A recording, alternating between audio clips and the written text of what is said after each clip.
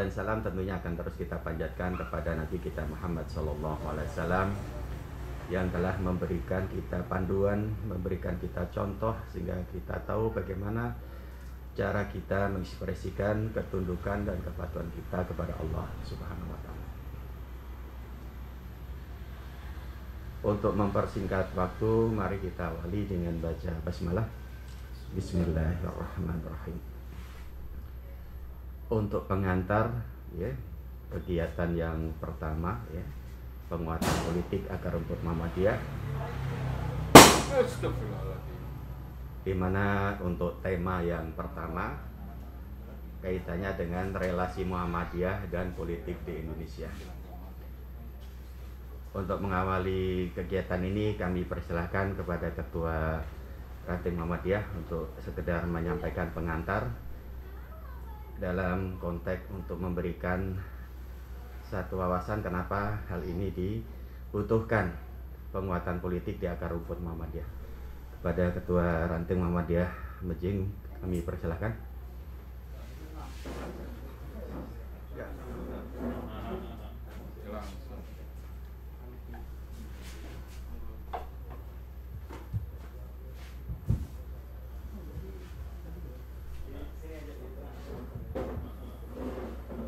Assalamualaikum warahmatullahi wabarakatuh.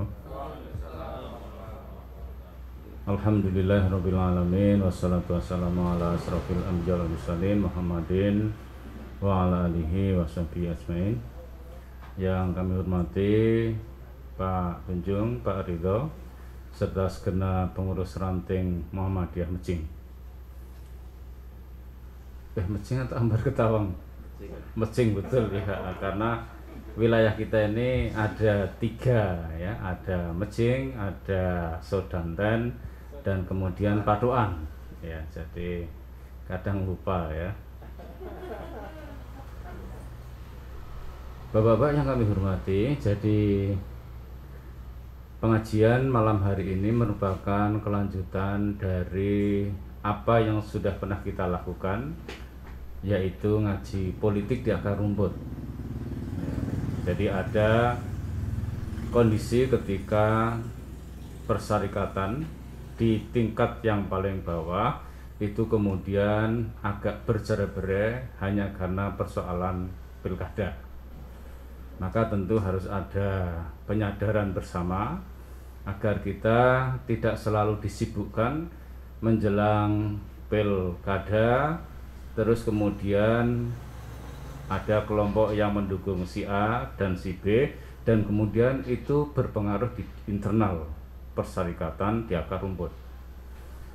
Sesungguhnya hal ini juga terjadi di teman-teman NU ya, dalam kasus Sleman, apakah Muhammadiyah maupun NU kemudian disibukkan oleh tadi ya, harus mendukung yang mana, dan tentu kemudian ada sedikit friksi yang kemudian berpengaruh terhadap dinamika gerak persyarikatan. Maka kemudian kita upayakan ada ngaji politik ini untuk meningkatkan literasi paling tidak, sehingga ada kesadaran yang lebih baik bagi warga di akar rumput. Itu barangkali sebagai pengantar, biar tidak terlalu malam. Kurang lebihnya mohon maaf. Assalamualaikum warahmatullahi wabarakatuh.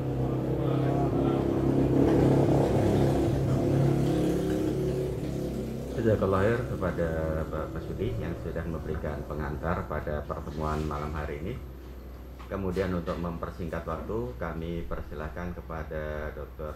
Ridho Alhamdi MA ya, untuk menyampaikan satu tema kaitannya dengan relasi Muhammadiyah dan politik di Indonesia ya, paling tidak memberikan gambaran potret ya kondisi saat ini seperti apa, khususnya ketika muncul ya ada Partai Umat ya, ada Partai Pelita, ada Gelora, macam-macam ya.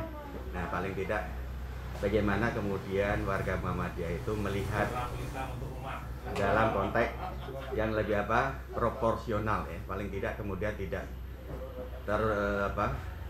tercerai-berai hanya karena perbedaan aspirasi ya, karena memang ketika 2004 itu kan sudah mulai ya gesekan-gesekan yang begitu luar biasa ya, sehingga bagaimana kemudian semakin matang perjalanan waktu, mudah-mudahan warga Muhammadiyah semakin dewasa mensikapi perbedaan ya, sehingga kemudian bisa memahami bahwa inilah realitas ya yang ada. Maka kami persilahkan kepada Dr. Ridho Alhamdi untuk menyampaikan, karena beliau dari Visipol ya. Meskipun secara pengalaman jam terbang mungkin saya jauh lebih panjang, tapi paling tidak beliau jurusannya politik. Paling tidak bisa memberikan memberikan pandangan-pandangan ya. Meskipun saya sudah berpuluh tahun juga dalam dunia itu ya, tapi kan karena bukan praktisi, mungkin akan lebih detail bagaimana relasi yang seharusnya dibangun di kalangan Muhammadiyah sehingga kemudian tidak terjadi friksi-friksi yang kemudian menyebabkan perpecahan. Pada beliau kami persilakan.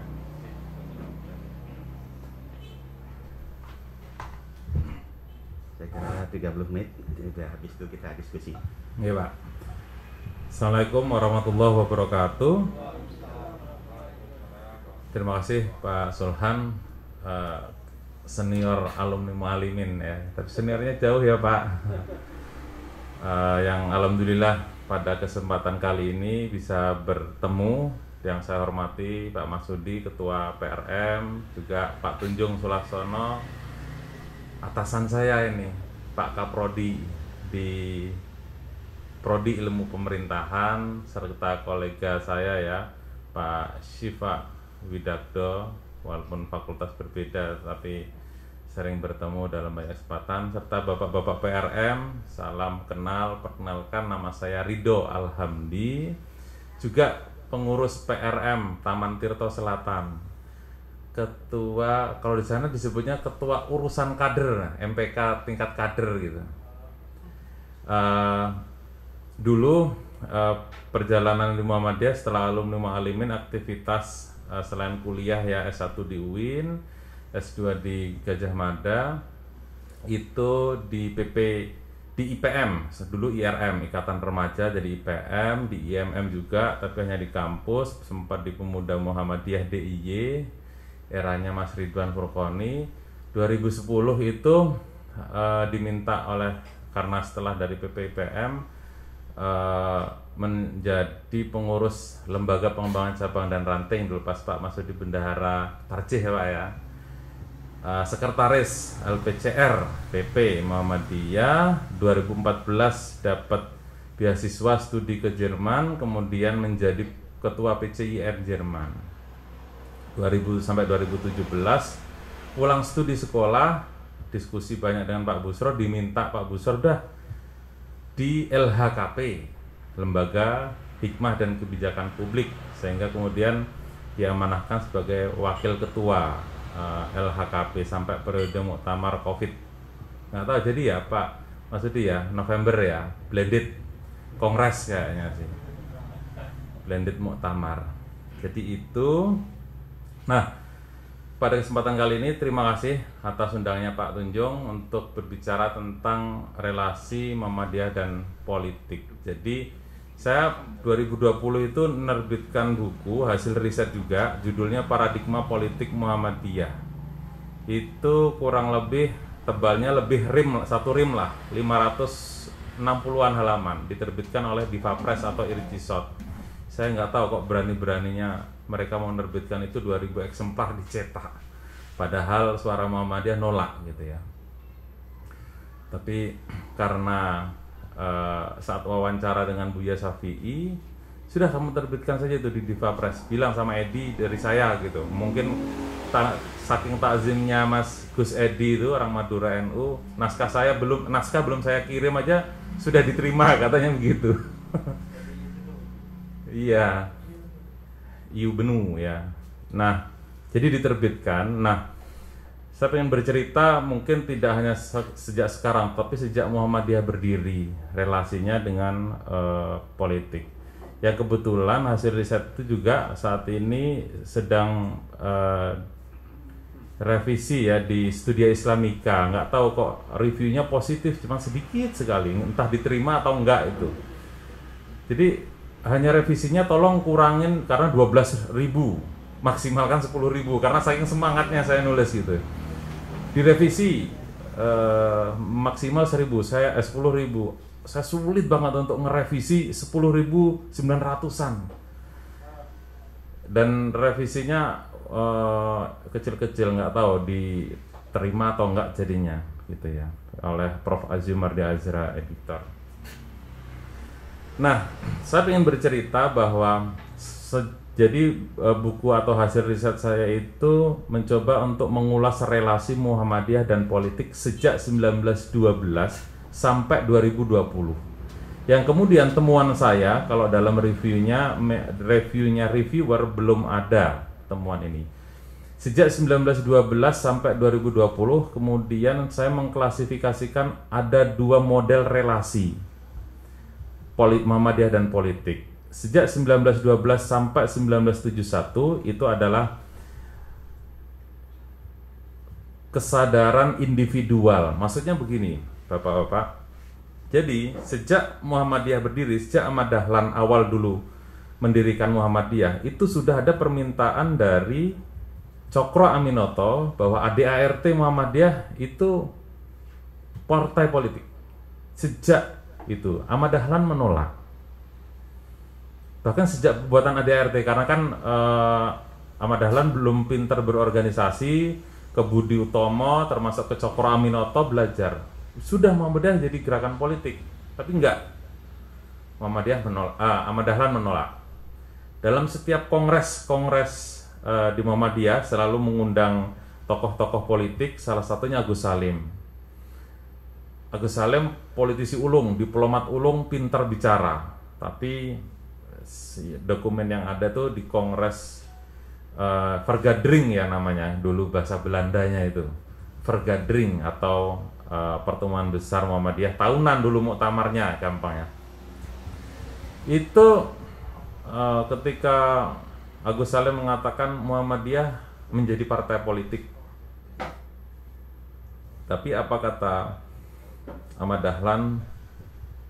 Ahmad Dahlan nggak tahu dikisahkan benar apa enggak, tetapi gebrak meja, marah karena nggak tahu gebrak mejanya kayak Prof. Nurmandi atau enggak gitu ya, atau kayak Ahok atau enggak, marah. Dan Agus Salim hanya terdiam. Kemudian muncul 2 pertanyaan.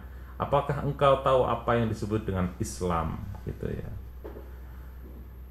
Nah, sehingga gagal lagi. Ini ada kesadaran individual, istilahnya gitu. Belum terlembagakan ya. Jadi pada saat itu pun sebenarnya Ahmad Dahlan, Fahrudin, Mas Mansur itu juga bergabung menjadi politisi di Sarekat Islam pada saat itu ya.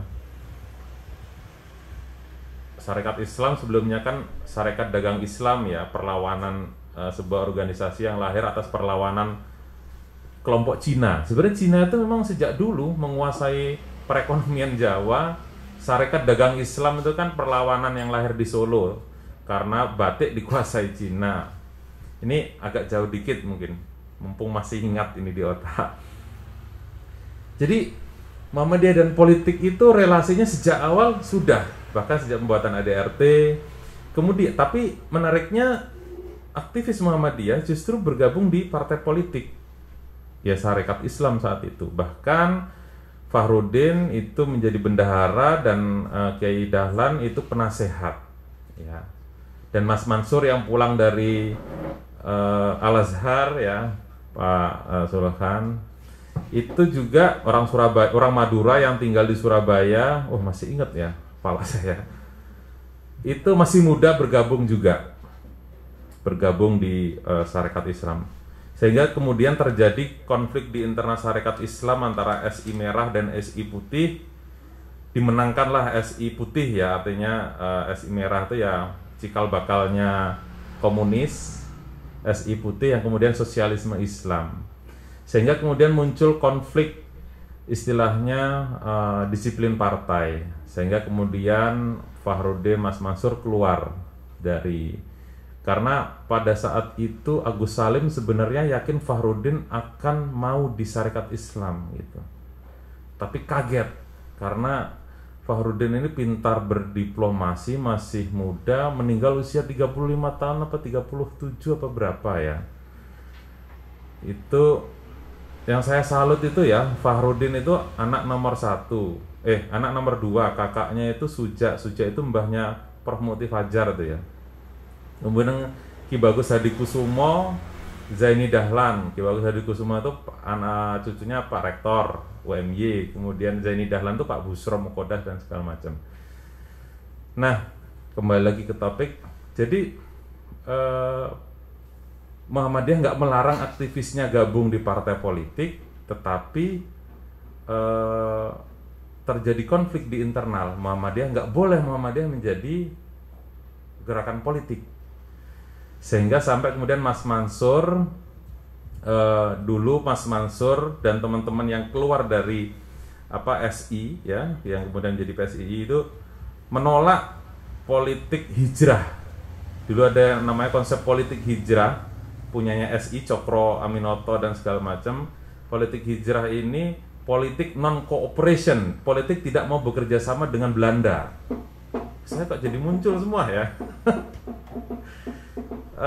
Nggak mau bekerja sama. Tapi bagi Mas Mansur dan teman-teman ini bahaya kalau seandainya kita konfrontasi gitu. Kelompok Muslim bisa dihajar. Karena pada saat itu sekolah Muhammadiyah menerima bantuan beberapa gulden dari Belanda, dianggap pengkhianat. Akhirnya aktivis-aktivis Muhammadiyah mendirikan partai dulu, namanya PII, Partai Islam Indonesia, yang kalau masih ingat itu inisiasi oleh aktivis Muhammadiyah. Jadi aktivis Muhammadiyah berpolitik tetapi organisasinya enggak. Makanya kemudian 1271 itu kesadaran individual lah saya sebut. Tetapi sebenarnya di internal Mas Mansur di Kongres ataupun di Tanwir itu dikritik, Mas Mansur jangan jadi ketua PII, sehingga kemudian turun jabatannya. Dia menjadi penasehat, tidak inti utama. Mas Mansur terpilih ketua Muhammadiyah usia sangat muda sekali karena konflik antara generasi tua dan muda. Kemudian muncul Ki Bagus Hadikusumo, mulai muncul Fakih Usman, yang mereka terlibat dalam gerakan politik karena Sarekat Islam kemudian tahun 30-an itu berubah menjadi PSII. Itu sudah dikuasai oleh Cokro dan adiknya. Siapa nama adiknya Cokro Aminoto itu? Saya lupa. Nah, aktivis Muhammadiyah nggak kebagian tempat gini, sehingga mendirikan PII yang berumur sampai 1940-an ya, cuman 45 tahun. Kemudian muncul Jepang datang, 41-an. Kemudian juga mendirikan GAPI, gerakan apa ya, saya lupa, itu catatan di buku itu ada. Poinnya bahwa aktivis Muhammadiyah terlibat dalam partai politik, tetapi tidak menjadikan Muhammadiyah sebagai gerakan politik. Di tengah-tengah itu kritik dan saran juga terjadi ya. Nah, di tahun 1938 itu jadi ada kontribusi Mas Mansur yang sangat signifikan. Sebenarnya Khitah Ujung Pandang, Khitah Ponorogo 1969, kemudian disempurnakan di Khitah Ujung Pandang tentang Muhammadiyah tidak berafiliasi politik. Itu sebenarnya sudah ada sejak statementnya Mas Mansur tahun 1938-an yang mengatakan bahwa Muhammadiyah menghormati politik tetapi tidak berpolitik praktis, tidak mengambil bagian dan segala macam. Itu ada 7 statementnya, dan itu menjadi kontribusi besar bagi Muhammadiyah dalam pengambilan keputusan pada tahap berikutnya. Kalaupun seandainya begini, teman-teman mengatakan loh Muhammadiyah pernah menjadi bagian dari Masyumi, ini kemudian kemerdekaan. Sebelum merdeka seperti tadi, kemerdekaan Muhammadiyah, banyak aktivis Muhammadiyah, bahkan Muhammadiyah menjadi anggota istimewa Masyumi, apalagi ketika NU keluar 47, kemudian PSI keluar 52, Muhammadiyah semakin istimewa. Tetapi setelah kemudian saya membaca dokumen Tanwir Muktamar, kritik setiap tanwir itu ada. bagaimana Muhammadiyah harus menarik diri dari Masyumi. Jadi relasi Muhammadiyah dengan Masyumi 45 sampai 59 itu bukan adem ayem, bukan kemudian berhubungan secara baik, tetapi kalau dulu ternyata di setiap muktamar tanwir itu, kalau sekarang itu kan keputusan itu resmi sudah dibuat sebelumnya. Kalau dulu itu lampiran ada utusan Jawa Timur, pertanyaannya apa, pandangannya apa. Itu yang saya sampaikan ke PP, kalau bisa keputusan tanwir itu ada lampiran pernyataan atau usulan dulu namanya ya, pokoknya pra pendapat gitu. Jadi ketahuan sikap-sikap PWM dan ketika Muhammadiyah menjadi anggota Masyumi pun setiap tanwir itu selalu muncul kritik, kemudian meminta Muhammadiyah mundur dari Masyumi.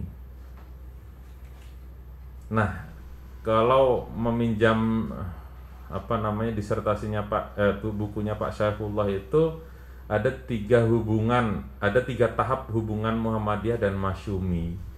Yang pertama saya lupa tahunnya ya, hubungan erat ya, 45 sampai 50-an awal. Kemudian era agak renggang, ketika itu sudah mulai kelihatan ketika terjadi konflik antara siapa yang banyak lupa ya, konflik antara Soekarno dengan Agus Salim apa siapa ya yang saya lupa, itu menjadi karena pentolannya Masyumi itu siapa ya Pak Tunjuk kalau masih ingat ya? Nasir, Masya Allah kok Agus Salim ya. Ketika awal 50-an Nasir itu berbeda pandangan dengan Soekarno, yang awalnya dekat kemudian itu menjadi cikal bakal Soekarno jengkel sama Masyumi karena dalam sidang kabinet voting Soekarno kalah gitu. Sehingga itu menjadi awal renggang, Soekarno agak benci, agak jengkel sama Masyumi. Sehingga kemudian menjelang pemilu, sebenarnya saya membaca hasil peta pemilu itu, persebaran suara itu Masyumi lebih unggul dari PNI. Saya baca suara PNI itu banyak di Jawa. Secara popular vote ya bahasanya Pak Tunjung ya, popular vote Masyumi menang. Tetapi kalau electoral college, pemerataan suara, Masyumi lebih menang. Sebenarnya itu saja PSII dan NU keluar, apalagi kalau bergabung ya. Nah, sampai era kemudian Muhammadiyah 58 Muhammadiyah menyatakan mundur dari dari Masyumi karena sudah tahu detik-detik elit-elit Masyumi ini tidak disukai oleh penguasa Soekarno pada saat itu. Sehingga kemudian kasus Permesta, Soekarno kemudian membubarkan. Ada perdebatan bukan membubarkan, tetapi dokumennya itu Masyumi membubarkan diri terlebih dahulu. Tapi dokumen yang saya temukan, pernah berdebat dengan Pak Sukrianto, tapi saya kasih data. Soekarno mengeluarkan keputusan membubarkan sebulan kemudian agar supaya Masyumi tidak dianggap partai terlarang, Masyumi membubarkan. Agustus dibubarkan, September kemudian membubarkan diri. Nah, artinya bahwa Muhammadiyah itu kan juga gonjang-ganjing di bawah Yunus Anis, kemudian ke Yunus Anis ke Ahmad Badawi. Itu kan gonjang-ganjing Muhammadiyah karena hampir juga dibubarkan. Karena ada klaim Masyumi Muhammadiyah. Masyumi dianggap sudah publik ini partai terlarang, maka aktivis Muhammadiyah juga harus dikucilkan gitu, bahkan dibubarkan. Maka pasca pembubaran Masyumi, kelimpungan Muhammadiyah di bawah karena banyak rapat-rapat gelap yang kemudian diintai dan segala macam. Itu data saya dapatkan. Jadi saya motokopi mungkin jutaan rupiah, saya motokopi dokumen-dokumen Muhammadiyah itu. Terlalu asik menikmati Makanya kemudian bukunya jadi 500 lebih rim. Satu rim 500 itu tebal sekali, mahal 130.000 apa berapa itu ya. Di buku Gramedia ataupun di Togamas dan segala macam ada. Pengantarnya Prof Haidar, pengantarnya Buya Syafi'i, penutupnya epilognya Prof Haidar. Singkat kata, sampai kemudian Muhammadiyah pernah berperan sebagai ormaspol, ya. Jadi 62 itu kemudian Soekarno kan berpidato di Muktamar Jakarta, di mana Ahmad Badawi terpilih. Soekarno mengatakan poinnya, jangan coret aku dari Muhammadiyah, gitu ya. Bahkan aku meninggal dikubur dengan kain bendera, kain kafan Muhammadiyah, gitu. Itu kemudian kata Ahmad Badawi pintu hijau dalam dokumen buku putih yang ditulis oleh siapa namanya, almarhum Sekretaris PP era 90-an yang orang Depak tapi sering ngantornya di PP itu. Malah sering ngantor di PP. Dikatakan ini lampu hijau bagi Muhammadiyah. Nah, sebelum itu Pak Jaldan. Nah, Pak Jaldan itu tuh banyak tuh sering nulis banyak sekali. Jadi saya yang tidak diterbitkan tapi kemudian saya kutip banyak sekali, itu luar biasa.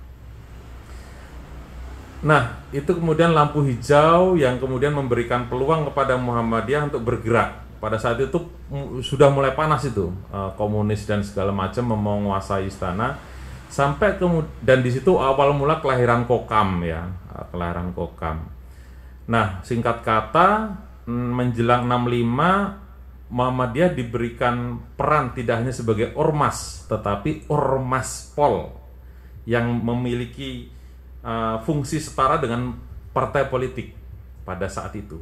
Dan itu mungkin hanya beberapa bulan, karena kemudian Fakih Usman, Muhammad Rum kemudian menginisiasi tim 7 untuk tugasnya adalah rehabilitasi Masyumi, karena gerakan Muhammadiyah sangat politik praktis sekali pada saat itu untuk membentengi komunisme. Saya sedang mencari buku putih juga bagaimana Muhammadiyah melawan komunisme pada saat itu. Cuman kata Pak Budi Setiawan sudah nggak bisa ditemukan, tapi pernah ditulis ada. Gerakan Ormaspol itu, terus Muhammadiyah menjadi garda terdepan. Jadi politik praktis dakwanya benar-benar hilang, sehingga kemudian tim 7 itu menginginkan Muhammadiyah harus mendirikan partai politik. Nah, tugasnya adalah merehabilitasi. Saat itu kemudian peralihan dari Soekarno sudah diturunkan, digulingkan kan, jadi tahanan rumah ya. Soeharto muncul. Nah, rehabilitasi tersebut Soeharto malah justru ngapain partai terlarang kok dihidupkan? Sudah Muhammadiyah jadi partai politik. Wah, kan akhirnya tim ini termasuk Jarnawi di dalamnya datang ke PP Pak A.R. Fakhrudin ya. Saat itu gimana caranya agar supaya rehabilitasi ini berhasil? Akhirnya singkat kata lagi karena kepanjangan takutnya. Solusinya adalah mendirikan partai baru yang kemudian namanya Parmusi. Ada dua pilihan ya, PII dan Parmusi. Nah, PII ini nanti dikira Partai Islam Istana, karena saat itu seolah-olah atas usulan istana gitu kan ya, bukan lagi PII yang itu. Yang satunya Parmusi, kemudian disetujuilah Parmusi sampai kemudian terjadi konflik dan seterusnya sampai kemudian 71, 69 kita ujung pandang menjaga hubungan baik, tetapi masih ada unsur pembelaan Muhammadiyah ke Parmusi. Parmusi menjadi 3 partai besar di tahun 71, pemilu pertama tetapi dan terakhir ya, itu ya, pemilu pertama dan terakhir Parmusi yang saya sedang mau menulis itu, data semua udah ada. Mong ini karena di UMY harus sesuai roadmap, jadi sudah ada data itu. Mau saya tulis tentang Muhammadiyah dan Parmusi, belum ada. Dan data itu lengkap. Parmusi murni menurut saya satu-satunya partai politik yang dilahirkan oleh Muhammadiyah. Kalau Masyumi masih ada keterlibatan kaum muslimun kan, kongres di Mualimin Jogja, kemudian melahirkan Masyumi. PAN itu nggak ada sama sekali, cuman rekomendasi Tanwir Semarang diberikan kepada Amin Rais untuk ijtihad politik yang melahirkan PAN. Kalau Masyumi enggak. A.L. Fahrudin, saya buka dokumennya, tanda tangan terus pendirian Masyumi di berbagai daerah. Maksud saya Parmusi, Masya Allah, sorry Pak. Parmusi itu satu-satunya partai yang murni kekuatan Muhammadiyah. Bahkan Aisyah itu terlibat untuk menggerakkan di bawah-bawah itu. Menurut saya itu, dan belum ada satu buku yang menjelaskan secara detail tentang Muhammadiyah dan Parmusi. Sampai kemudian kan, makanya kemudian jadi P3 ada MI, ada faksi kan ya, ada faksi NU dan MI ya, Muhammad moderatnya itu. Nah, ini yang sampai 1971, Muhammadiyah tidak pernah melarang kadernya berpolitik praktis, tetapi Muhammadiyah tidak boleh diseret-seret, walaupun ada dinamika. Nah, ini yang kemudian saya sebut ada kesadaran individual Muhammadiyah yang kemudian ditegaskan di Khitah Ujung Pandang bahwa Muhammadiyah tidak berafiliasi dengan kekuatan politik dan partai politik manapun. Sehingga sebenarnya walaupun Khitah Ujung Pandang yang dikenal sebagai pegangan untuk Muhammadiyah tidak berpolitik praktis, tapi jauh sebelumnya ada Khitah Ponorogo 69 dan juga statementnya Mas Mansur yang menjadi landasan Muhammadiyah tidak berpolitik praktis. Jadi kalau seandainya ada permintaan, ada Muhammadiyah berpartai politik dan segala macam, Masyumi menjadi bukti, Parmusi menjadi bukti, tapi selama perjalanan itu justru itulah menjadi bahan bagi Muhammadiyah melakukan state untuk menjaga jarak itu. Karena saat Ormas Pol benar-benar diporak-porandakan, sehingga kemudian lahirlah Parmusi. Ketika di Masyumi setiap Tanwir banyak utusan yang meminta Muhammadiyah mundur. Artinya relasi itu tidak serta-merta kemudian wah Muhammadiyah pernah berpolitik praktis. Bukan ternyata. Jadi kita membacanya lebih dalam, selama itu kritik itu bertubi-tubi gitu ya. Nah, sehingga kemudian sejak 1971 sampai sekarang jelas posisinya Muhammadiyah tidak berpolitik praktis, tidak mendirikan partai politik. Kalaupun seandainya PAN itu juga kalau Prof. Munir Mulkan mengatakan, mana ada yang mengatakan dokumen bahwa itu lahir dari Muhammadiyah, itu hanya ijtihad yang kemudian diserahkan kepada Amin Rais ya, walaupun secara psikologis historis ada dimensi ruang yang tidak bisa dipisahkan. Apalagi kemudian aktivis Muhammadiyah itu banyak terlibat di dalamnya.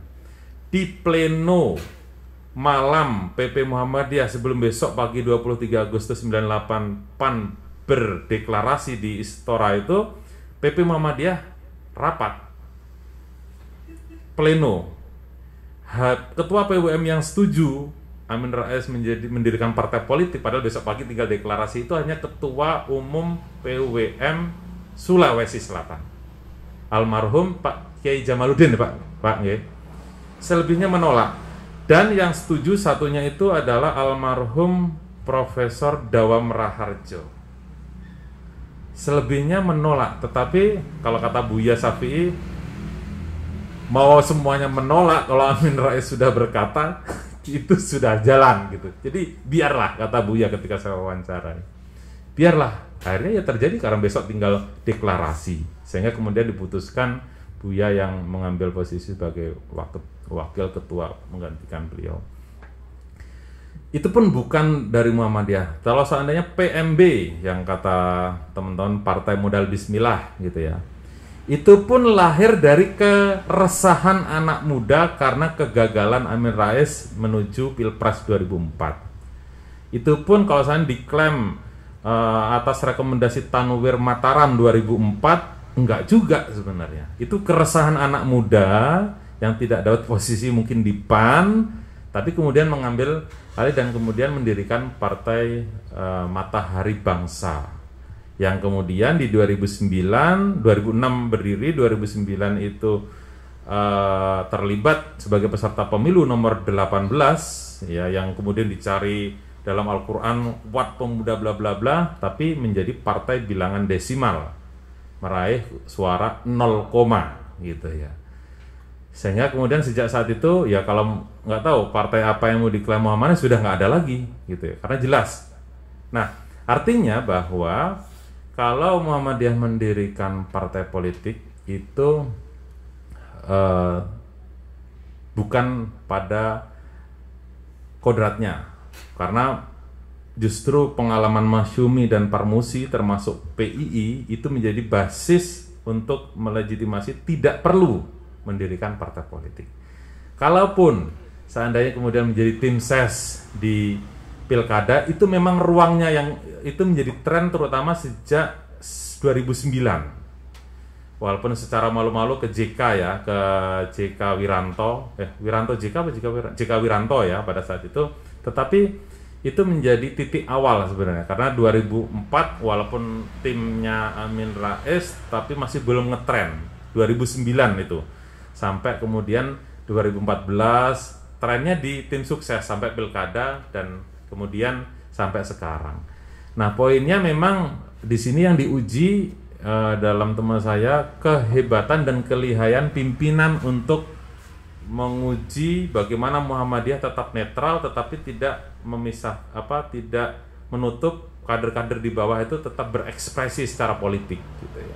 Ini yang kemudian seorang Haidar Nasir ketua umum cukup pandai ya, menyembunyikan kecenderungan 2019 itu kemana kemarin itu.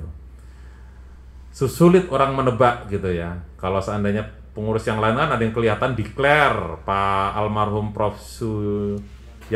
Suyanto declare ya, Prabowo, terus yang lainnya malu-malu apa, tapi di sini kepemimpinan diuji untuk tidak terlibat secara pragmatis tetapi sedikit bijak, termasuk di dalam pilkada. Jelas Muhammadiyah tidak berpolitik praktis, tidak mendirikan partai politik dan tidak berafiliasi ke partai politik manapun, tetapi warganya itu bisa secara pribadi, kumpulan orang-orang Muhammadiyah mendukung siapapun tetapi tidak membawa institusi gitu. Itu ketua PRM, ketua PCM harus tegas memang dan tidak terlena. Nah, lagi-lagi memang kekuasaan sulit. Semua orang ingin berkuasa ya. Berkuasa itu bisa mengatur segalanya ya, Pak Tunjung, dalam teori politik. Karena siapapun kita, sehebat apapun kan, kalau mau tahu orang itu kan ujilah dengan kekuasaan ya. Makanya PT KAI menjadi PT Kiai ya. Karena Kiai menjadi komisaris PT Kiai kan. Kereta api Prof. Ketua Umum Said Agil itu ya, jadi PT Kiai bukan PT KAI. Saya kira mungkin itu, monggo nanti Bapak-bapak, teman-teman semua bisa berdiskusi, tapi renungan saya yang kemudian era 71 sampai 2000 sampai sekarang 2022 itu adalah kesadaran institusional Muhammadiyah. Setelah kemudian state khitah ujung pandang itu menjadi titik awal, kemudian di khitah Denpasar 2002 itu Muhammadiyah mendeklar sebagai moral force, kekuatan moral dan kelompok yang berkepentingan, sehingga lebih bergerak pada strategi lobby, strategi segala macam. Kemudian kalau dalam paper saya itu strateginya saat ini adalah Muhammadiyah membuat kaukus atau diaspora kekuatan Muhammadiyah itu gitu. Karena memang situasinya tidak memungkinkan kita untuk mendirikan partai politik. Nggak tahu, Prof. Din itu mendirikan partai Pelita ya, terus Pak Amin Rais mendirikan Umat, terus juga pecah ya, dan segala macam. Kok sependek saya menjangkau dengan ambang batas yang begitu sulit ya, 4% itu kayaknya kok nggak lolos kalau saya kayaknya itu saja. Dan caleg-caleg akan berpikir pragmatis Bapak-bapak, Ngapain saya maju caleg kalau saya menang tapi partai saya nggak lolos ke parlemen? Tapi sebagai sebuah perjuangan dakwah, nggak masalah pilihan itu. Itu hak konstitusional warga negara dan dilindungi untuk bisa berpolitik praktis. Tapi kalau hitung-hitungan pragmatis juga, saya pernah nulis di media Indonesia, peluang partai baru di 2024 sulit. Apalagi kemudian partai baru konflik lagi. Demokrat 20%, partai pemenang 2009, terjun bebas 2014 itu 11% ya Pak Tunjung ya. 2019 7%, kembali ke suara asal 2004. Ya, 2004. Jadi 7%-an Demokrat.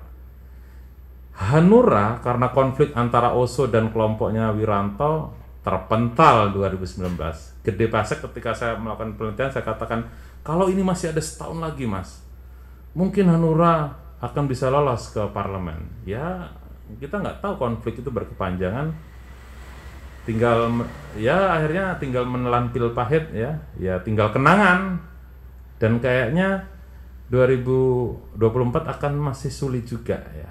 Nah ini yang menurut saya juga bagi partai-partai baru ini masih belum ada hilal yang muncul kayaknya sih. 4% bukan perjuangan yang mudah. Perindo kurang apa itu? MNC-nya itu udah jadi serangan udara. Anak kecil mungkin anak Pak Masudi hafal lagunya ya mungkin ya.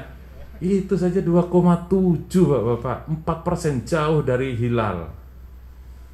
PSI yang katanya partai anak muda 1,7 dikepret sama ambang batas. Berat sekarang ini. P3 partai fenomenal Orde Baru, bahkan di pemilu 99 termasuk 3 partai besar ya Pak Tunjung 13%. Hampir saja itu kemarin gara-gara konflik Roma Hurmuzi dan elit-elit yang lain. Bisa jadi 2024 wassalamualaikum untuk P3 kalau memang tidak bisa dibenahi. Karena 2024 juga Surya Dharma Ali masuk penjara. Ini kayaknya giliran terus ini. Tutulan kemenak, tutulan di kanbil-kanbil itu ya. Saya kira itu nggih Pak Sulhan, poinnya kita tidak berpartai politik, praktis tidak mendukung karena pengalaman jadi ormaspol diporak-porandakan. Muhammadiyah dakwahnya ketinggalan, termasuk di Masyumi penuh kritik dan di PII juga hanya di era awal Muhammadiyah dan Sarekat Islam karena itu menjadi jangkar di mana Sarekat Islam berdiri, di mana Muhammadiyah berdiri itu diawali dengan pengajian Sarekat Islam dulu. Itulah strategi Ahmad Dahlan memekarkan Muhammadiyah ke berbagai daerah dulu. Jadi kalau Ahmad Dahlan atau Fahrudin atau Mas Mansur diundang pembukaan pengajian di Sarekat Islam pasti diakhiri dengan pendirian cabang-cabang Muhammadiyah. Itu menjadi strategi awal. Bulan madunya Muhammadiyah dengan Syarikat Islam sebelum kemudian ada kebijakan disiplin partai yang kemudian ada tetap yang di partai tetapi banyak yang keluar dari partai kembali ke Muhammadiyah memperbaiki Fahrudin dan segala macam sehingga Fahrudin pejuang sejati ya sehingga meninggal di usia 35 apa 30 berapa itu. Saya kira saja Pak Sulhan, terima kasih. Nasrun minallah wa fatun qarib. Assalamualaikum warahmatullahi wabarakatuh. Baik, jazakallah khair kepada Ridho Hamdi yang sudah memberikan paparan ya bagaimana relasi Muhammadiyah dan politik ya ternyata cukup menarik ya. Betulnya ini waktunya harusnya berseri nih. Karena ini masih koma nih saya lihat ini masih koma nih. Ini. Saya kira cukup menarik dari beberapa hal yang tadi disampaikan kaitannya dengan relasi Muhammadiyah mulai dari awal ya. Adanya Syarikat Islam yang kemudian muncul SI Putih, SI Merah, kemudian Masyumi ya. Kemudian juga kaitannya dengan PII ya, yang terakhir tahun 71 kaitannya dengan Parmusi ya. Yang betul-betul ini diinisiasi oleh Muhammadiyah ya. Ternyata Muhammadiyah kayaknya sangat tidak cocok gitu ya. Terlibat langsung di dalam di dalam perpolitikan ya. Tinggal sekarang bagaimana kemudian relasi itu tetap dibangun, tetapi kemudian di akar rumput itu menyadari bahwa persoalan aspirasi warga Muhammadiyah, ya saya rasa ini satu hal yang kaitannya dengan hal-hal yang dinamis ya, karena ini kaitannya dengan selera ya. Ketika selera kan tidak bisa dipaksa ya. Nah, ya, ketika selera, oh saya lebih senang dengan apa yang lebih mengarah kepada dakwah, ada yang oh saya lebih senang kepada yang nasionalis, saya kira itu sebuah selera. Nah, kemudian yang perlu menjadi catatan di sini bagaimana ketika Muhammadiyah itu terlibat langsung dalam politik, ternyata negatifnya jauh lebih besar. Nah ini paling tidak pengalaman yang ada ketika Muhammadiyah itu terlibat secara apa? Secara aktif ya, memerankan sebagai ormas pol ya. Paling tidak ini menjadi satu catatan Muhammadiyah menjadi babak belur. Nah, ya saya kira ini pengalaman-pengalaman yang kemudian menjadi catatan ya, agar warga Muhammadiyah bisa memahami ya, kaitannya dengan relasi ini, sehingga dari fakta-fakta yang ada ya, kaitannya dengan PAN, kemudian kaitannya dengan PMB, kemudian sekarang Pelita dan juga umat ya, saya kira itu menjadi catatan-catatan ya. Karena membangun partai politik itu tidak bisa hanya kekuatan finansial. Buktinya apa? Buktinya Perindo, kekuatan finansial unlimited. Tidak bisa. Dia dibutuhkan juga ideologi, dibutuhkan juga manhaj, dibutuhkan juga strategi ya. Sehingga tidak bisa kemudian hanya pragmatis ya. Paling tidak kita belajar dari Perindo yang semuanya punya ya. Jadi kalau kita lihat kartu Perindo itu kayak ATM, kan luar biasa ya. Kemudian yang cukup sukses ya, Nasdem ya. Nasdem cukup sukses ya. Karena apa? Karena memang dia punya kemampuan merekrut ya para mantan-mantan pejabat. Nah, ini kelebihan Nasdem ya. Artis Ya, dia mampu merebut itu. Nah, saya kira Muhammadiyah banyak belajar dari perjalanan waktu ya. Paling tidak mulai dari Syarikat Islam, kemudian PII, kemudian juga PAN, kemudian juga PNB. Paling tidak ini menjadi satu perjalanan yang cukup menjadi catatan bahwa Muhammadiyah tidak akan kondusif ya ketika bermain langsung ya. Sehingga bagaimana kemudian peran-peran itu bisa dimainkan secara individual, sehingga bisa nanti Muhammadiyah kalau perlu masuk ke PDIP gitu ya. Nggak ada salahnya bagaimana kemudian memberi warna, masuk ke Nasdem, masuk ke berbagai macam, ketika semuanya kemudian melakukan satu konsolidasi. Nah, saya kira ini satu hal yang menarik ya, mungkin nanti bisa dikembangkan lagi. Baik, untuk sesi berikutnya kami persilakan Bapak sekalian, kalau ada pertanyaan-pertanyaan yang mau disampaikan, kami persilakan.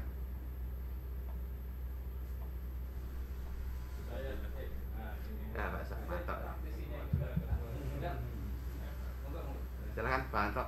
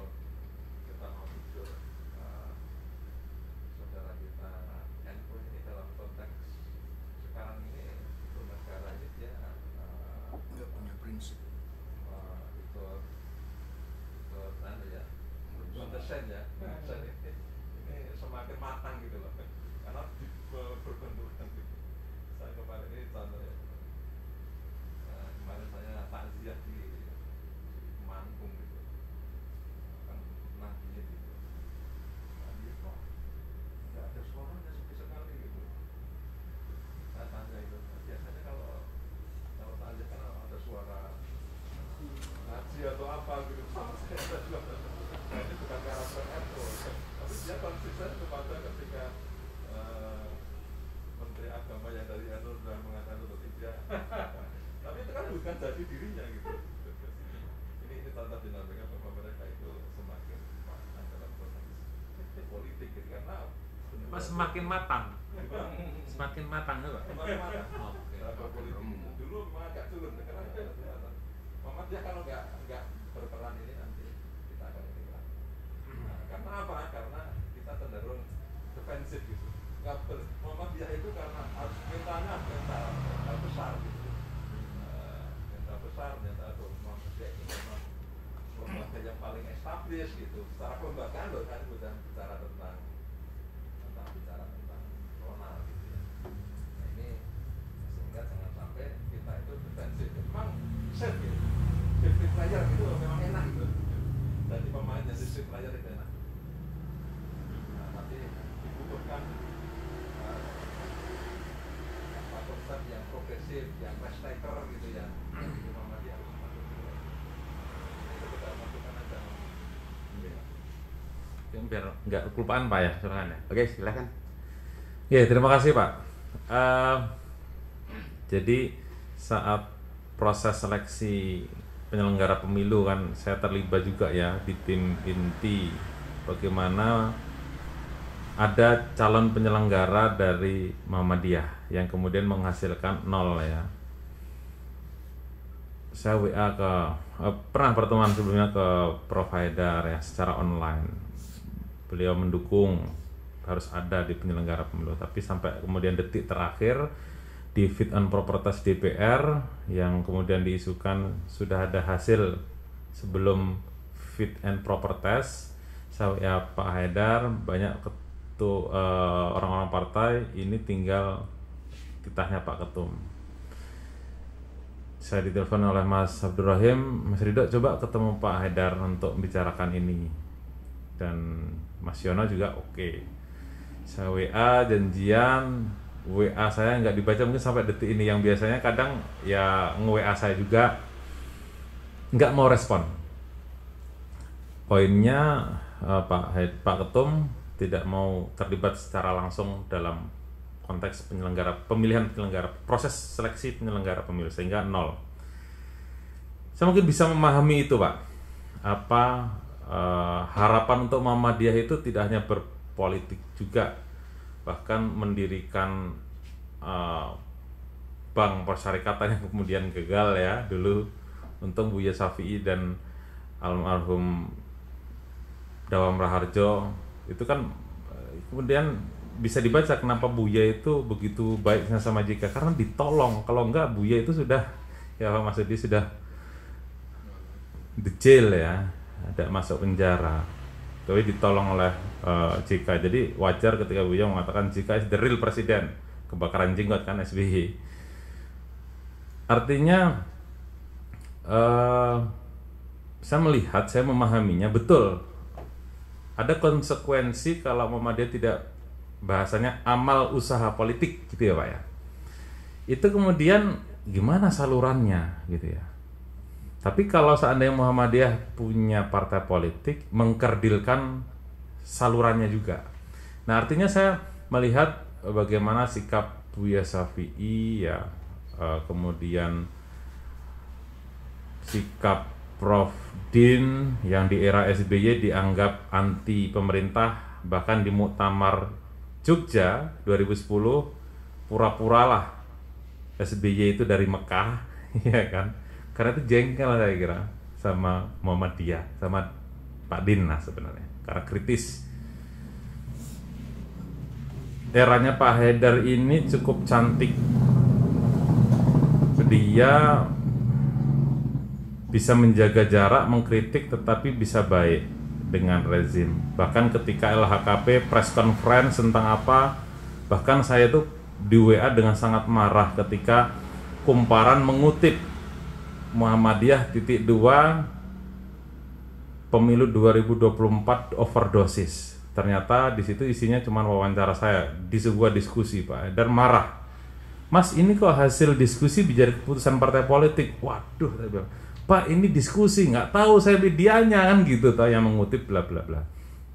Artinya begini Pak, mungkin saya melihat pengalaman Ormas Pol itu ketika politik praktis masuk itu memporak-porandakan amal usaha. 2004 itu menjadi salah satu pengalaman amal usaha luar biasa sekali bergerak di situ. Bahwa itu penting, baik itu di pilkada, tetapi justru NU ini friksinya banyak sekali ya, nggak bisa NU itu Said Akil, NU itu kemudian sekarang siapa namanya? Gus ya Sakov ya, nggak bisa dibaca seperti itu. Kalau saya sampean tadi mengatakan NU dewasa, nggak juga sih, friksinya yang mana dulu gitu, banyak friksinya.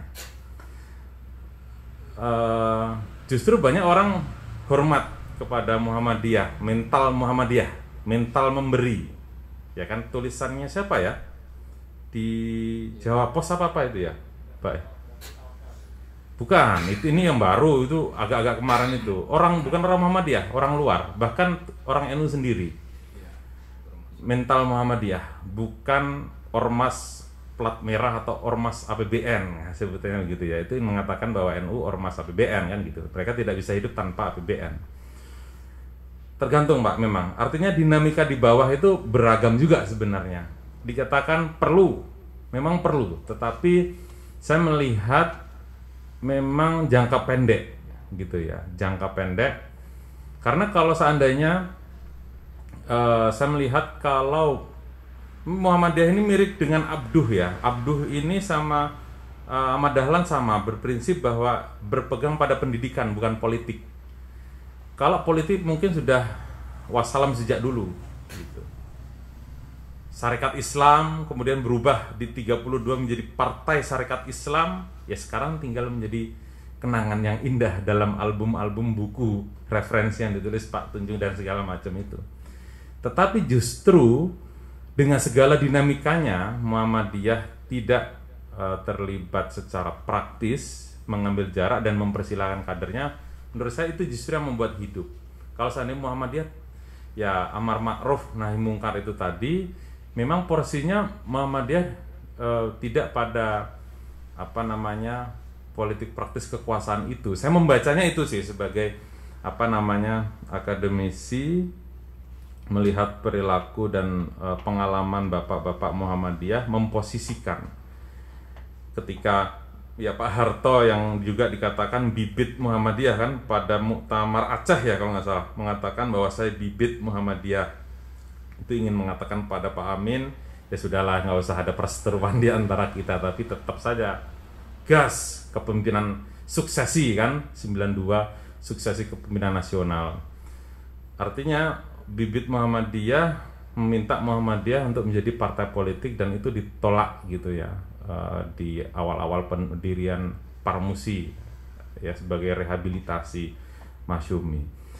Sekurang tahu juga kalau seandainya Muhammadiyah NU itu pernah jadi partai ya 547 sampai 85 itu menjadi partai politik. Ya saya kira 71 lah ya, karena NU juga pernah berpartai di berpemilu di 55 dan 71.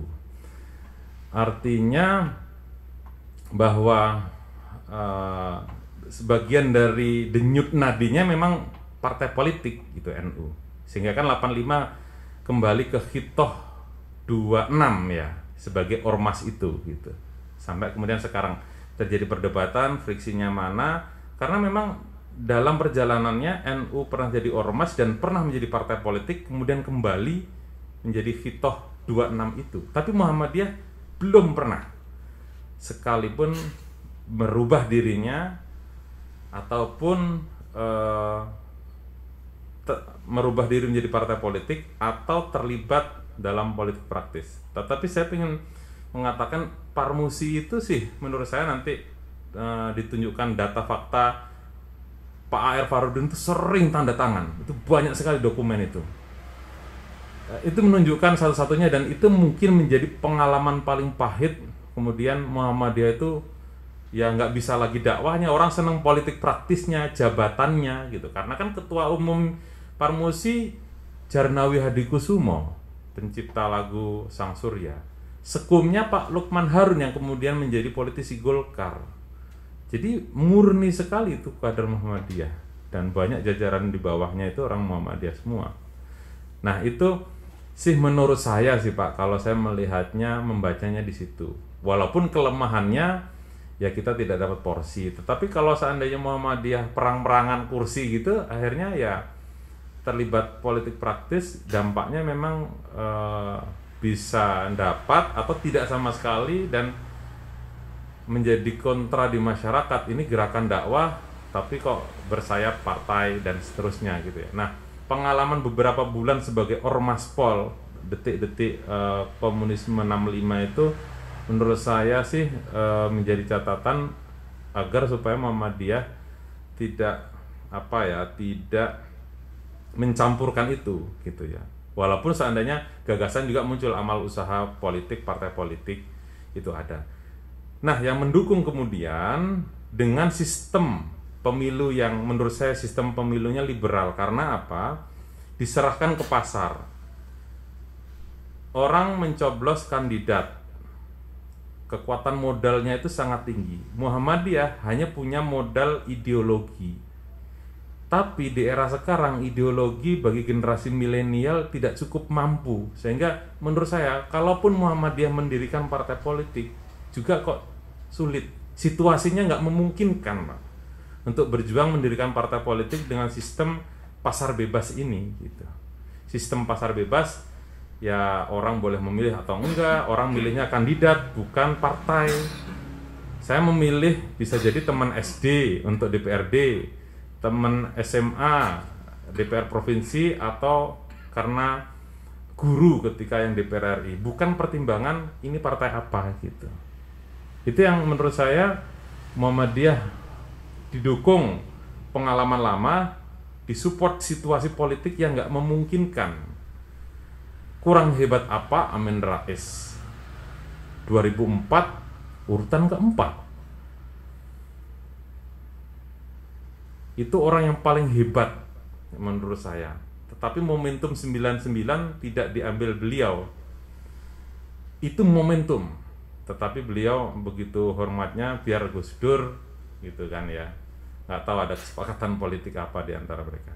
Setelah itu siapa? Ya lagi-lagi ya tergantung cukong yang bandar pemilunya ini gitu kan. Apakah kemudian presiden, the real presiden, itu juga perlu kajian tersendiri juga gitu. Dalam banyak aspek. Mungkin itu Pak sih pendapat saya untuk memahami itu, walaupun pasti masih juga ketika saya diundang oleh LHKP Jawa Tengah bareng Mas Makmun Murad diskusi dengan teman-teman penyelenggara pemilu, mereka punya forum demokrasi berkemajuan. Pengen, ini kegagalan kita di penyelenggara pemilu, kita mendirikan partai dan segala macam. Tetap sih saya, itu boleh-boleh saja, tetapi kecil untuk masuk ke parlemen 4% gitu. Ya tadi Pak Sulhan, Perindo kurang apa, dan sejak 2009 hanya Gerindra dan Nasdem saja yang lolos sebagai partai baru. Karena Hanura sudah hilang, setelah itu tidak ada lagi partai baru. Sudah mapan sistem pemilu proporsional terbuka ini ya Pak Tunjung ya. Jadi sudah mapan.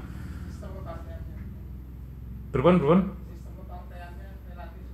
Ya sudah agak mapan juga. Jadi nggak tahu sih saya mungkin orang Partai Umat menjual Amin Rais, tetapi kan food getter dibutuhkan tuh, caleg-caleg pengepul suara. Orang nggak nyoblos Amin Rais, tapi nyoblos si pengepul suara itu, caleg-caleg itu kan mereka yang pejuang partai di bawah itu. Nah itu yang kemudian Nasdem strateginya pejabat, istri pejabat, anak pejabat, dan artis. Dia seser semua itu, pinggiran itu. Minimal kan ya nggak usah ngomong, nggak usah kampanye, ya artis bisa ngumpulin 10.000 ya lumayan daripada bukan artis gitu kan. Nah itu kan pasar bebas sekali itu, nggak ada ideologi lagi itu Pak. Mungkin itu ya Pak ya. Jadi ya ini eranya pasar bebas itu menurut saya. Mungkin itu. Baik, saya rasa diskusi kita Ini kalau kita buka terus ini mungkin akan panjang ya. Tapi paling tidak kita melihat ya, ada pola-pola yang memang harus dimainkan oleh Muhammadiyah sebagai sebuah institusi. Ya kalau tadi di era-era awal itu kecenderungannya adalah kesadaran individual. Nah, sekarang bagaimana secara kesadaran institusional itu kemudian memainkan peran ya. Atau mungkin saya punya usulan nanti disampaikan bagaimana kemudian Muhammadiyah bisa sharing ya dengan partai politik yang kira-kira lebih bisa menerima ya pemikiran-pemikiran yang ada ya. Saya kira kalau ke PDIP kayaknya sangat tidak mungkin ya karena sudah punya Tapi model sendiri. Muhammadiyah menolak penundaan pemilu. PAN malah mengusulkan. Ya boleh-boleh aja usul katanya Zulhas begitu. Ya berarti boleh-boleh juga dong kalau orang mengusulkan kembali ke Piagam Jakarta. Jadi sudah berbeda tuh kalau seandainya PAN dianggap Partai Muhammadiyah. Bahkan PDIP yang sama dengan Muhammadiyah. Pak. Gimana? Guyonan. Itulah politik itu sulit ditebak, rumit dan dinamis. Itu memang Pak. Dari hasil survei terakhir itu kemungkinan yang lolos hanya 6 partai ya. Artinya yang partai yang ada sekarang sudah stabil ya. Ini mulai dari PDIP, kemudian Gerindra, Nasdem, Demokrat, PKB, PKS. Kayak tinggal itu yang kemudian settle ya. Nah, saya kira tinggal masyarakat nanti bagaimana kemudian memberikan satu apresiasi sesuai dengan pemikiran yang ada ya. Tinggal mungkin di tingkat bawah bagaimana kemudian membangun satu kesadaran bagaimana berpolitik itu menjadi satu hal yang tidak bisa tidak ya, karena ini sudah satu hal yang harus dimainkan ya.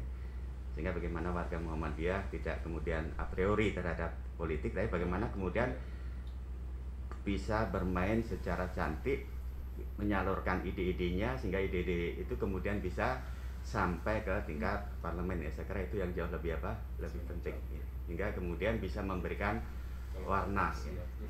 Karena kalau kita lihat saat ini memang saudara kita Nadine memang sedang memegang kartu ya. Saya kira ini paling tidak nggak ada salahnya Muhammadiyah mengambil pelajaran. Kenapa? Kalau kata teman-teman NU itu sekarang giliran NU, karena kan Menak dulu pertama kan orang Muhammadiyah ya. Muhammad Rasidi ya Pak ya. Terus Saridi namanya Pak ya. Aslinya ya. Politik.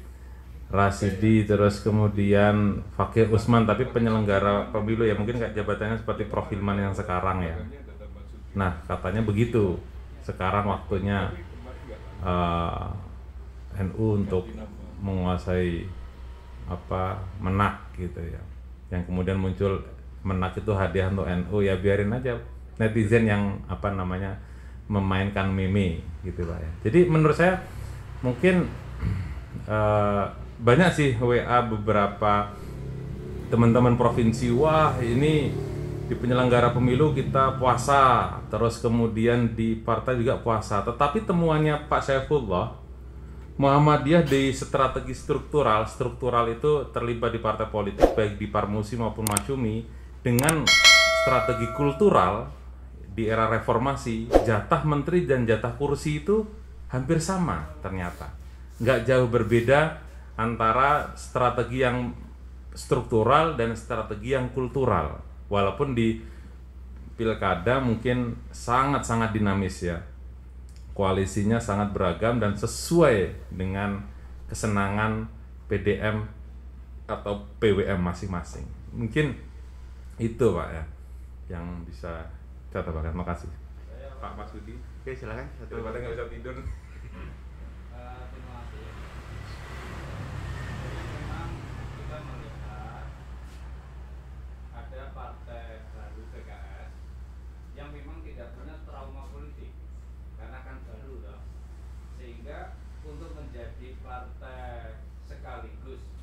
Gerakan dakwah ya, partai sekaligus gerakan dakwah, apa istilahnya Pak?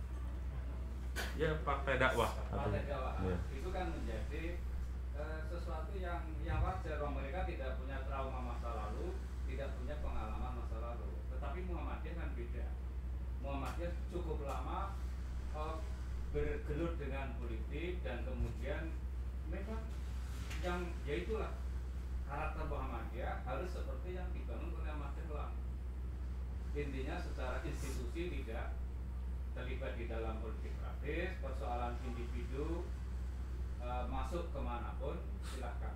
Tetapi memang yang jadi problem selalu adalah terjadi gesekan internal. Ya, bagaimana Hamka kemudian sempat sangat memanas dengan Fakih Usman, ya, kira-kira Pak Safi'i dengan Pak Amin Rais sampai hari ini belum ketemu. Mudah-mudahan saya salah ya. Dan periode-periode tertentu bagaimana Bung Karno kemudian merangkul Pak Mulyadi, Joyo Martono, bagaimana Pak Harto kemudian merangkul, ya, kalau kita di Jogja sangat kenal dengan SH Mintarja. Tetapi sekarang kan namanya Mintarja SH, betul ya? Iya, Yang kemudian menaklukkan Pak Jarnawi untuk tersingkir dari Pak Musi. Ya. Maka memang kemudian harus ada ya katakanlah kebijakan apapun, jangan sampai kemudian secara internal itu elit-elit, ya apakah itu mantan atau masih aktif, itu kemudian benturan sendiri gitu loh. Kalau potensi itu kemudian bisa terwadai, ya, itu kan menjadi sangat-sangat positif, ya. Tetapi kalau kemudian silaturahmi saja sampai tidak terjadi, itu kan berarti potensi, ya, di elit itu menjadi tidak baik. Maka kemudian saya kok berpikir perlu ada semacam kalau di NU ada ada Dewan Syuro dan Tanfiziyah. Enggak yang itu kan Surya. Surya. Dan Tanfiziyah. Surya, Dewan Surya. Kalau PKS ada Majelis Syuro. Apa istilahnya saya?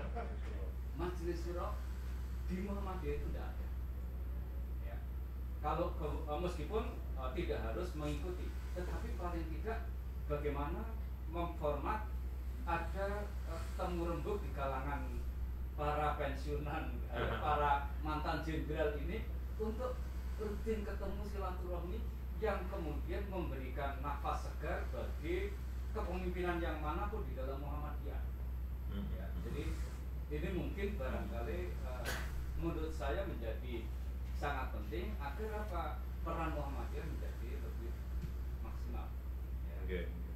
Karena kemudian hari ini seringkali kan Pak Haidar menjadi single fighter dalam tanda petik, ya, karena tadi, ya, tidak ada second opinion, ya, yang bisa memberikan semacam saran, wejangan ataupun yang lain dalam rangka tadi untuk mematangkan kebijakan apa yang terbaik, ya, meskipun tentu keputusan akhirnya pada ketua umum, ya.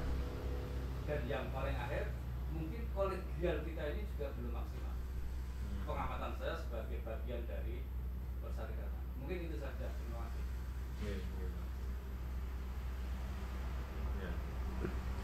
Baik, saya rasa ini beberapa hal yang bisa kita diskusikan pada malam hari ini. Insya Allah ya, mudah-mudahan nanti Pak Tunjung bisa membuat agenda-agenda yang lebih seru lagi gitu ya. Karena memang menanggapi sedikit Pak. Oke, selain. Iya Pak, memang saya melihat model Pak Haidar 2019 itu mampu menjaga ritme itu. Saya pernah diskusi menjelang Pilpres, Mas, saya ini harus menjaga ritme mereka yang mendukung DPP Muhammadiyah, Jokowi, Pak Muhajir, kemudian Mas Mukti dan segala macam. Dan saya juga harus menjaga teman-teman yang pro ke Prabowo. Prof. Yatno, Prof. Dadang dan segala macam. Kalau saya kesana kemari, Muhammadiyah bisa bahaya. Makanya menahan ini nih Pak, memang kunci dan seninya memimpin. Jangan sampai, termasuk di PDM, jangan sampai ya mungkin itu benar. Wah, kita dukung ini Muhammadiyah, tapi jangan sampai itu kemudian akhirnya tidak ada yang menjadi bandul itu. Boleh di dalam itu seperti PP itu, tetapi pucuk ini jangan sampai, walaupun mungkin saya yakin Pak Haidar tuh kecenderungan saya ya, itu Jokowi. Dengan segala keburukannya daripada Prabowo dan segala macam. Tetapi saya diskusi ya dengan Gus Bah karena kan yang sering ketemu dan segala macam. 2019 nggak tahu feeling ya dengan segala macam. Tetapi orang nggak banyak tahu kan kalau bahwa Pak Haidar itu kecenderungan ke Jokowi karena bisa dipegang dan segala macam dan seterusnya ya, walaupun seburuk-buruknya gitu ya, terlepas buruk atau enggaknya gitu, saya juga nggak tahu. Tapi pintar. Nah di PDM bisa nggak istilahnya jangan langsung blok ke sini, walaupun mungkin itu yo sah-sah saja. Karena kalau seandainya sudah blok tadi, akhirnya konflik internal Pak. Nah harus ada itu tadi, memang saya setuju. Itu seninya di situ. Termasuk Pak Badawi kemudian memberikan bintang pada Soekarno, memberikan panggung pada Soekarno yang judulnya ditulis oleh Pak Ruslan Abdul Ghani, makin lama makin cinta ya, dan itu kemudian menjadi pintu Muhammadiyah kembali bersinar karena hampir dibabak belurkan sama banyak orang. Aktivis Muhammadiyah, aktivis partai terlarang itu hampir dibubarkan sehingga kemudian menjadi bangkit. Itu akibat Muhammadiyah dengan Parmusi itu, dengan Masyumi. Hampir Muhammadiyah itu saya membaca dokumen dibubarkan. Kalau tekanan PKI karena pada saat itu kan punya kursi di parlemen itu kuat terhadap Soekarno, Muhammadiyah bisa dibubarkan. Tetapi sebelum Badawi itu Pak Yunus Anis ya Pak ya, kalau salah Pak Yunus Anis, kemudian Pak Badawi itu pintar sekali. Saya membacanya itu ya, itu dibubarkan Muhammadiyah itu. Tetapi ya dengan strategi yang sangat cantik Pak Badawi ya, dan keulamaannya yang ya orang yang sangat rendah akhirnya bisa menaklukkan itu dan menjadi the green light itu tadi, pintu hijau Muhammadiyah bangkit lagi sampai kemudian mendapatkan peran Ormaspol itu sampai lahirlah Kokam dan kemudian lahir Parmusi itu. Mungkin itu Pak, jadi memang kematangan itu gitu. Boleh kita di bawah pro, tapi pucuk ini harus pintar. Di PRM pun sama. Bagaimanapun memang kekuasaan itu menggiurkan sekali memang. Wah, apalagi ketua PDM nanti jadi kepala dinas, wah gimana nggak jadi tim sukses. Seperti DKI Jakarta kan ya, siapa Agus Suradika, Prof. Agus Suradika ya periode yang lalu itu kan jadi kepala dinas apa kan di eranya Ahok itu ya, dan segala macam. Jadi sangat menggiurkan, tapi memang menjaga ritme itu yang betul tadi Pak Masudi.